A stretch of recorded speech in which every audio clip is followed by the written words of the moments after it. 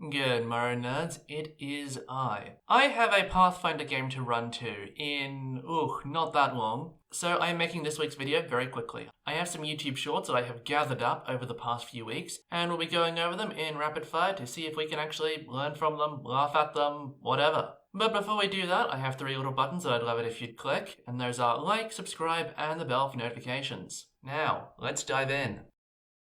So, first short off the block. Hey Cider, I was wondering your thoughts on a spell that works as a way to take damage for other party members, like playing a tank paladin and using it to take a hit for the wizard. I think that's a great idea. I'd probably make it a second level spell that takes an action to cast, has a range of touch, and lasts for about an hour. The spell could ward a willing creature you touch to create a sort of mystical connection between you and the target. Maybe while the target is within 60 feet of you, it could gain a bonus to its AC and saving throws. And also, resistance to all damage. But each time it takes damage, you take the same amount, effectively making you take half the damage that creature takes. The spell should probably end once you drop to 0 hit points. Oh, and maybe if you're more than 60 feet away from the target to sort of represent that link. And for balance sake, it probably should also end if this spell is cast again on either connected creature. And you could make this spell available for some clerics, and maybe the Oath of Crown Paladin? I'd call it Warding Bond. What do you think? This is an age-old homebrew lesson that people keep needing to learn, and that is, there is no need to homebrew something that already exists. There is a temptation among homebrewers I've found to assume that the rules don't cover what they want, and to try and invent something, whether or not it's needed. Now, to be clear, I am not against homebrew. In my current Cyberpunk campaign, I built entire car chase rules for us to use, although we have only used them once. The reason that I did that is because there are no car chase rules in Cyberpunk Red. I think theoretically you're supposed to just compare movement values and do it that way, but that's boring, especially when a lot of vehicles either have exactly the same movement, or such wild disparities in movement that no contest is possible, and neither of those are satisfying. I do, however, have a perfect example of this happening in real life. A player of mine was learning to become a GM and was setting up a campaign for his players. And apparently, one of the players in the backstory that they'd given him had, I believe, lost his wife and was trying to find a way to resurrect her. So the player decided, okay, here's the plan. Your quest is to find a ring of 3 wishes. Which, first off, the campaign was starting at level 3 and I think ending at 7 or 8, which is a bit low for rings of 3 wishes, but whatever, it gets crazier from here. So, the new GM decided what the players would have to do is find this ring and then use basically a homebrew effect to bring the dead wife back to life. Now, this new GM told me this, and I looked at them and went, that's not homebrew, that's in the game. To which they said, well, I mean, there's Revivify, but that only has a 1-minute timer for when you can do it. And obviously, the wife has been dead for longer than a minute, so obviously they can't use that. What the hell did you just say?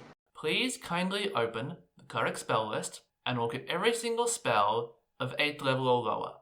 Every single freaking one. Now, the good news is they didn't have to, because sooner or later, they spotted the 7th level spell, Resurrection, which lets you revive anyone who died within the last 100 years, which is more than enough. Now, despite having played a cleric previously, this person apparently didn't know that the resurrection spell existed, and was working on the basis that it did not exist and never could exist. It's a fairly benign example, but it does illustrate the point. The best homebrewers, in my opinion, are the people who know the rules inside and out, understand its limitations, and with full knowledge of those limitations, then go on to expand the rules with their own homebrew. That is the secret to success, at least in my opinion. If you are homebrewing in a rule that already exists, you are wasting your time. And now we move along to short number 2. Alright, boss, are you ready to play D&D for the first time? I'm really excited about getting into this. I've been wanting to do this for a while, so what's the best way to get started? We got to go through the rules? You want to explain all the stuff to me, or what? Best way to learn is just to play. Just make a character and let's just play. Oh, okay, alright. Well, I've been reading up a little bit, so I really want to play an elf. Which is fine, but elf is a race, not a class, so what class do you want to play? Okay. Well, I kind of want to be able to lie to people and steal stuff, but I'm good-natured. I'm only stealing it just to make money. That's it. All right, simple. He wants to play a rogue, right? So you want to put your points into dex and charisma, right? And you don't want to be an elf. You want to be a halfling because you get the lucky feet and halfling nimbleness, right? Yeah, right. Yeah, halfling. But Dex Charisma. Why them? Well, a higher Dex and Charisma modifier increases the amount you add to your roll for certain skills. What's a modifier? Right, so what are you thinking for backgrounds, like criminal or urchin? I would take urchin over criminal, right? I have no idea what you guys are talking about. You'll figure it out when we start playing. So for stats, we're going to do a 27-point buy. God, this has layers. There are many mistakes that you can make when trying to teach a new player a role-playing game, and in turn teach them how to make a character. And this guy has successfully demonstrated basically all of them. The first and biggest mistake is not actually explaining what the game terms, rules, elements of the character sheet are, and just kind of assuming the person already knows them. Of particular note here is saying dex instead of dexterity, which is just extra confusion for that poor noob. Next mistake along is assuming or outright imposing choices upon the player. There's a couple of things we can highlight here. First off, only mentioning the criminal and urchin backgrounds. You know, there are other ones that work well for rogue. You could also do charlatan. If you wanted to get a bit more out there and abstract, you could easily go for soldier, outlander, noble. All of those make sense. Acolyte is a bit difficult. Folk hero is a maybe. You get my point though. There are other options. But even those options are very obtuse. You know, the person does mention an elf, and I've seen the mistake of saying, I want to play a race, and not realizing that you also need to pick a class. I've had this before, with rather disastrous consequences. However, this person didn't really remedy that. They just jumped in and started listing off features, but not even the full list of features, which is, oh god. Obviously, this is a comedy skit. It's not meant to be real. It is very obviously not real. It is, however, a perfect example of how not to teach character creation to a player. What you want to do is this. You take them through one step at a time. You might want to start with a character concept, tease that out, and then you go through step 1, step 2, step 3. You explain each process briefly. Okay, so we're going to start with your race. This is your character's species, basically. And here are your options. Here is what each of them actually means. This is what a tiefling is. This is what a dragonborn is. Elves and dwarves like the Tolkien ones, basically. You take them through, you explain each option. Okay, stats. This is how you do point buy. This is the point buy calculator website. You will need it because the first time you do this, you will get the maths wrong. And you go through, very patiently, you answer every single question clearly and in full, and eventually you should have a complete working character. Exceptions being that one player I had who just could not understand what a class was, or the D&D rules, or the fact that you can't in fact move your character through a wall. But that is a story for another time. And now we move on to short number 3. To everyone who keeps saying I'm addicted to dice, I'm about to prove you wrong. Every dice that I own has a purpose. Lucky dice for when I know I want to get a crit. Dice for when I would like to rage. Dice for when I want to feel like a really big character. Dice for when I want to play a really small character. Dice for when you need to do sneak attack. Metal dice for when I want to scare my players really bad. Dice for when you really want to romance that NPC. Look at all that love. So you can say I'm really just prepared for any situation. I'm not addicted to dice. I'm not. Let me be clear. You have every right to spend your own money as you see fit within the bounds of the law. However, I would contend that this person probably does still have a problem. But it is an interesting question. How many dice do you need, and how many dice do you want? If you are playing online, the answer to how many dice do you need is 0. That is all handled digitally. If you are playing in person, you probably want at least one die of each die type, whether that could be just d6s, just d10s, d4s, d6s, d8, d10s, d12s, d20s, or the smorgasbord of dice that Dungeon Crawl Classics insists on using. You probably, though, will want more than one. You'll want at least as many as the normal amount that you roll each time you roll dice. In 2nd edition Over the Edge, you usually roll between 1 and 5 dice, so you really want to have at least 5d6. In Shadowrun, which I refuse to touch because it terrifies me, I am told by persons in the know that sometimes you roll 200 dice. How? How do they fit in your hands? As a teenage Warhammer player with my Skaven, I could fit about 40 d6 in my hands, and that was it. How? Maybe they were exaggerating, maybe that's what it is. Anything beyond the maximum number of dice that you'll normally be rolling is a luxury. If you want to do it, that's fine. If you don't want to do it, don't do it. I do have my fair share of dice, including some normal polyhedral dice sets, a metal dice set, some gold, silver, and bronze d6s, a big box of d6s, a big box of d10s, 2 full sets of braille polyhedral dice, because why not? Oh, and I do have some dice for Conan 2d20. I think that's it, actually. If you want to organize your dice by what occasion you use them for, again, go ahead. But what you'll probably find is that there really isn't a limit to the number of occasions you could possibly have. And if you were ever going to have a dice problem, this is probably the worst way to control it, followed up by dice of every physical category, such as plastic, metal, wooden, bone, gemstone, each different type of metal, each different color of plastic, each different type of gemstone. Also, for those of you who didn't realize that you can get gemstone dice, yes, you can get gemstone dice. Some of them, like obsidian dice, will chip very easily, but they do exist, and I can already hear the sounds of you guys going on Amazon as I speak.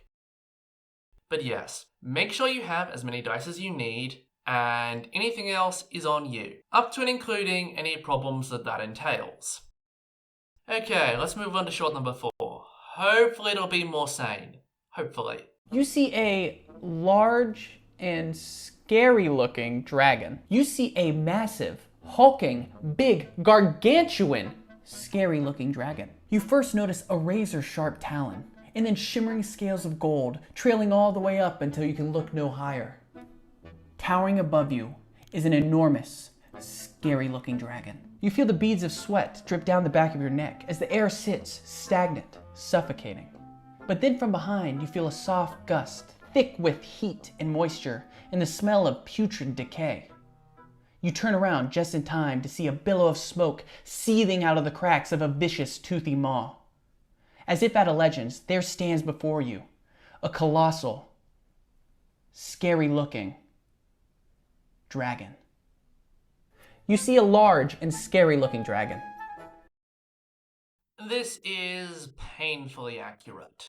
There are kind of 2 things going on here, and the first is an increase in the detail, followed by a precipitous drop in detail, and the second is a general and consistent increase in confidence. The increase in confidence is a good thing, and really the more confidence you have, the better. The increase in detail is a good thing up to about stage 3. Beyond that, it gets excessive. Likewise, I wouldn't exactly call the level of detail in stage 5 some grand apotheosis. I am probably somewhere between stages 2 and 3. I will give some level of detail, but it's often pretty sparse. I try to keep the pacing up, and detail is something that I often end up sacrificing. In terms of actually how to do good descriptions, a good rule of thumb is to evoke at least 2 senses with what you're describing. It's very easy and very immediate to describe the visual details, the color of the dragon, the size of the dragon, but you should always add in something maybe like the sound of the dragon, or the smell. You know, can you hear its heavy labored breathing like the bellows of a smithy? You know, what does a dragon smell like? Is it acrid, like sulfur or ammonia? Is it metallic? Or is it earthier? You know, has the cavern that it lives in started to rub off on it? These are important details, and they will help you evoke better description. And the final note here is, for God's sake, find a better adjective than scary looking. Fearsome, terrifying, nightmare-inducing. Grab a thesaurus and start digging some up. And now we come on to the 5th and final short of this video. Okay, remember how I TPK'd my Pathfinder 2 group in our second game session? Well, I have now found an answer to my problem. I had Mark Seifter, co-creator of Pathfinder 2, on a live stream on April 27th, just like a week or so ago, and he revealed some really useful information. Basically, when you are creating a Pathfinder 2 adventure, you can have almost an unlimited amount of trivial or low difficulty encounters in your adventure. Players will expend almost no resources in such encounters, and they can just keep on going and going for all intents and purposes. However, you can only have maybe 1 moderate and 1 severe encounter in an adventure before players are going to have to leave and rest and get their resources back. This means when you're designing a homebrew Pathfinder 2 adventure, you can have almost an unlimited amount of trivial and low difficulty encounters, but maybe only 1 moderate and 1 severe, and that's going to be about the limit of what your players are going to be able to do. Okay, so I think this does bring up an important point. There are 2 levels to encounter balance that you should always consider. The first is how difficult each individual encounter is. And obviously there are systems like D&D 5e's challenge rating system. Cyberpunk Red has a system of balanced encounters and hardened encounters, roughly speaking. And Pathfinder 2e, of course, has its own system as well. There is a second layer to this, and that is, how many encounters can the party handle before they need to rest? And that is something that is very easy to screw up, because, sooner or later, it isn't necessarily about how much HP the players lose in each fight, but more their capacity to recover HP and to recover their abilities. For instance, the fact that in D&D you can get a good portion of your abilities back just from resting an hour does mean that as long as you give the players time to pause, you can throw quite a lot at them. Likewise in Pathfinder, some of those recovery times aren't even an hour, it's more like 10 minutes for things like recovering focus points. Do bear this in mind, and do make sure that you're putting an appropriate amount of challenge per day into your games. Also bear in mind that an appropriate amount of challenge for the system and a realistic amount of challenge for the game world are two theoretically related but not actually related concepts. For instance, going through the wilderness in D&D, I consistently hit my players with 4 random encounters per day. 2 in the daytime, 2 in the nighttime. Now, that sounds brutal and excessive, but in my experience from first running Curse of Strahd and then running my most recent campaign, anything less than that and the party will breeze through them. Anything more than that, and they will be crippled. It's about the right number. At least when you're talking about challenge. When you're talking about realism of being attacked 4 times a day every day, that is not realistic. When you're talking about pacing, it really bogs down wilderness travel, which was part of the problem that I had. Some of the forest travel segments in my last campaign were a bit of a slog, I will admit. So when forced to choose between appropriate combat challenge level and game realism, I may not have made the right choice. I'm willing to admit that. Always take this into account. And just a final note, why is this guy so worked up about a Session 2 TPK? As someone who's done a Session 1 TPK, Session 2 TPKs aren't that big a deal. Like, it's nothing. They've had an entire full game session with their characters. That should be enough for them. Well, I say that, I'm about to head into Session 2 of a Pathfinder 2e campaign, so I may be about to eat my words. And it's a wrap. Thank you all so much for watching. Apologies for the shorter, lazy video this week. I wanted to rush something out before Pathfinder. I am still running like 20 minutes late, but odds are I won't even be the last person in. If you've enjoyed this video, then please like it, share it with your friends, and leave a comment down below. If you'd like to see higher effort videos than this one, then please subscribe and hit the bell for notifications. I try to post RPG philosophy video essays every week. Now, as said, I have to rush this Pathfinder game. Hopefully we won't be TPK'd, hopefully it'll be a great time, who knows what's going to happen. Once more though, thank you all so much for watching, and until I see you next, farewell.